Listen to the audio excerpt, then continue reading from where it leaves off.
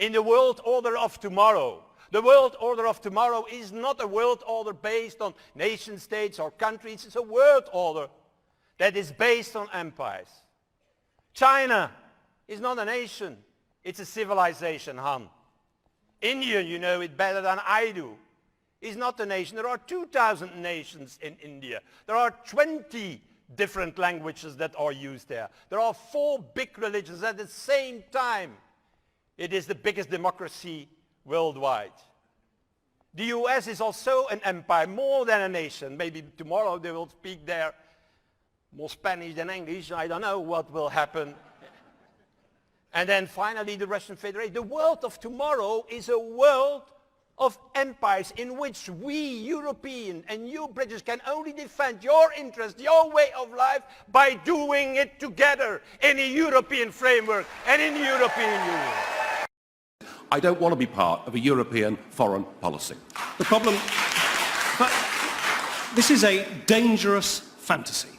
The idea that there's going to be a European Air Force, a European army, it is simply not true. The problem with people like Nigel Farage is they swing at windmills. They see conspiracies everywhere. I wouldn't be surprised if Nigel Farage soon tells us that the moon landing was a fake, that Barack Obama isn't American, that Elvis isn't dead.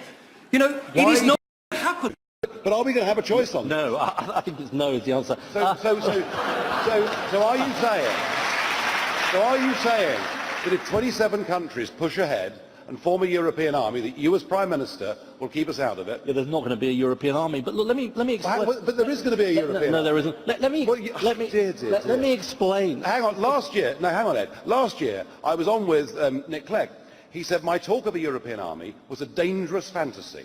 We now have the bosses of the European Union, including the French President, saying they want to build a European army. You can shake your head all you like, but actually this is happening. And if it did come to a European army, would that be enough for you to give people a referendum? I'm not going to have a European army, but let me explain. I think whether that's a yes or a no. Are we seeing the first steps towards a European army? No, the European army is entirely hypothetical.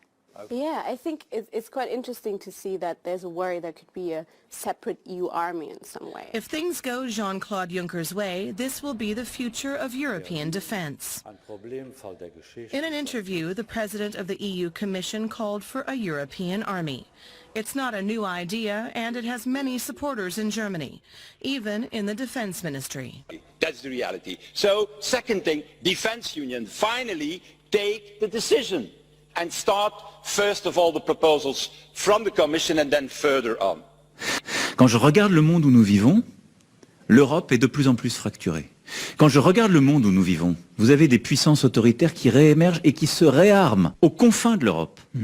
Nous sommes bousculés par les tentatives d'intrusion dans le cyberespace et l'intervention d'ailleurs dans notre vie démocratique de plusieurs.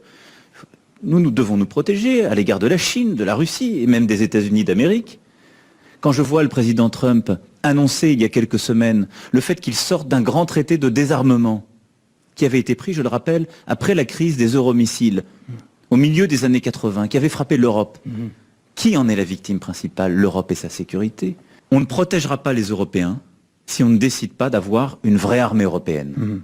Wir haben große Fortschritte bei der strukturierten Zusammenarbeit im militärischen Bereich erreicht. Das ist gut und wird ja auch hier weitestgehend unterstützt.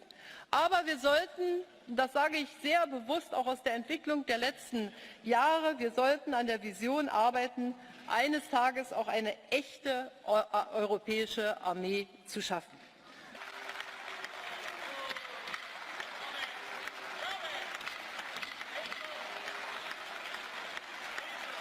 This is a dangerous fantasy. The idea that there's going to be a European Air Force, a European army, it is simply not true. There's not going to be a European army. The European army is entirely hypothetical. Auch eine echte europäische Armee. Well, it seems to be getting more and more official. These really wacky conspiracy theories seem to coming through. Apparently people do conspire. It actually happens. I really hate the conspiracy theory thing. It's basically when they don't want people to talk about a certain subject that it's very obvious. Just because you call something a conspiracy theory doesn't mean you debunked it. But, you know, now you get authoritative sources asking social media to ban fake news and conspiracy theories. Well, I guess we know why. Man, like I generally don't know anything about Hitler's speeches, but they seem to be really great if Guy Verhofstadt keeps plagiarizing them and other people from the European Union. So here's my problem with the EU army. I said it a couple of times, but in case people haven't watched my previous videos, I will say it again. First of all, it's anti-democratic. None of the countries have voted for it. I was never asked to vote for it. You know, like I would be fine if people voted for it. That I vote against, and it turns out that all right, we're going to have one. But no, there was no discussions. It's being implemented top down. Second of all, I don't want to protect myself from the United States, as the French president said. Like the European army is going to be used to protect us from the United States.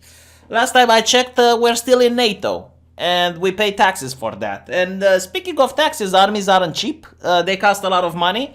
And it's not Merkel that's going to pay for it. It's the taxpayer from the European Union. All of us are going to have to pay for it. Why? Again, like last time I checked, Europe is quite peaceful. We're in NATO. NATO keeps the peace. Why do I need to be now in another military organization? Led by Germany, I guess. Germany and France. Oh, Germany never did anything bad with an army. Wasn't it like after the First World War they were forbidden from having a military, and then Hitler came and got a military anyway, and then they were forbidden from having a military, and now they seem to want to rule the European Union's military? Isn't that interesting? Fascinating. Well, history.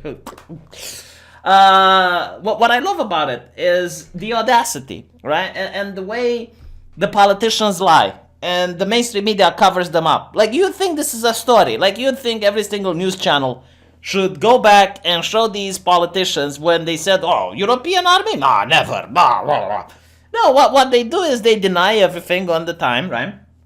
Because Britain was having a Brexit referendum, and they couldn't just come out and say that, yeah, we're going to have an EU army, because Britain was heavily against it. And now that Britain had its Brexit referendum and, Britain is gone, it seems that they don't care. And the media, instead of pointing it out, they just ignore the subject. They don't mention the fact that just a year ago, in 2018, they were saying, no, this is a conspiracy. EU army, what? Never. So yeah, Guy Verhofstadt, he is very pleased that both Merkel and Macron are now fully behind the European army. We fought for this for many years. Yeah, we. Who is we, Guy? Who is we? This conversation never even happened in Romania, and we're part of the EU, by the way. Like, none of the people that went to the EU Parliament actually talked about a European army. There was no referendum. You never asked the people. So don't we, all right? You wanted this. It just so happens that you're at the top of the EU, and you're the one that's going to benefit from it. So in the world of tomorrow, we have to take our destiny into our own hands. Yeah, this is really disgusting. The European Union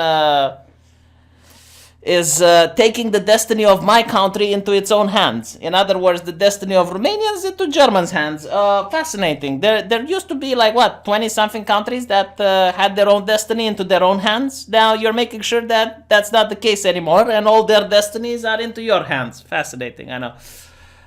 People are saying we were sold the idea of EU army was a dangerous fantasy, repeated by Sir Nick Clegg. Honestly, you politicians are disgraceful. And there's a lot of burn coming from this. Some people say that this guy couldn't unite Belgium, and now he's trying to unite Europe. People are accusing him of being deliberately provocative, delusional fool, or both. Engaged people know this has been the long-term plan, and you've all had an ulterior motive other than trade. EU citizen neither asked for it, or I doubt wanted. We will cause immense suffering. They will never have a referendum on this, by the way. Ever. They will never ask, like, the people of the European Union, do you really want? This is very apt, but I would say that there should be a hammer and sickle representing East Germany here. Poles remember German army and French one. Thank you very much. Back in the mist of time, I thought the masters of the world wanted the European Union to stop wars between France and Germany. How does allowing these two great nations to form an army sit with maintaining peace in Europe? The idea of the European Union was actually to stifle Germany's power, and now it seems that, well, they managed to find a way, right? The only problem is, Guy, you don't have any troops or equipment. With Britain leaving the EU, not only will you have less money, but you will also be completely reliant on France. Yeah, you say this, but apparently Britain isn't allowed to have a no deal. So what if the deal is that they don't get to vote, but they still remain in the EU and they have to pay a divorce bill or something? As for the troops, aren't there a lot of immigrants that don't have jobs? Is it that that in the United States people are recruited from impoverished neighborhoods, like people that don't really have a future? They're the ones that usually are visited by the recruitment officer. So yeah, I wouldn't be surprised if a lot of immigrants are going to be offered a good wage to be part of the EU army. Because think about it, you don't even need to know the language. Like, they can have an officer that speaks in their native tongue, and there you go. Let's see. When southern states objected to interference from Washington, they tried to leave the Union. Lincoln said the army to stop secession. The European Union needs an army in case Poland, Hungary, or Italy object to Brussels interference and try to leave. Yeah, like, why would I trust these people? Like, they're not democratic. They're not asking for votes. And even if, let's say, I would have a couple of politicians that would say, yeah, we're going to oppose the EU army, and they go into the European Union being voted by people, the EU Parliament doesn't have the power to take away legislation, so they literally wouldn't be able to veto the EU army once it's being pushed. It's astonishing that they're doing this. And yeah, I genuinely don't trust that. Let's say, if in the future Hungary wants to leave the EU, they won't say, oh, the Hungarian president is a dictator and he's illegitimate, and they will send the peacekeepers in order to restore order in Hungary. I generally see that, you know, like, oh, it's a conspiracy theory. Yeah, I know. It seems conspiracy theory seems to be a dog whistle for the guy actually knows, shut him up. You know, cutting a man's tongue doesn't expose him as a liar, does it? Anyway, right, just wanted you guys to see this. Don't want it to go under the radar. Let me know what you think in the comment section, and I'll see you all tomorrow.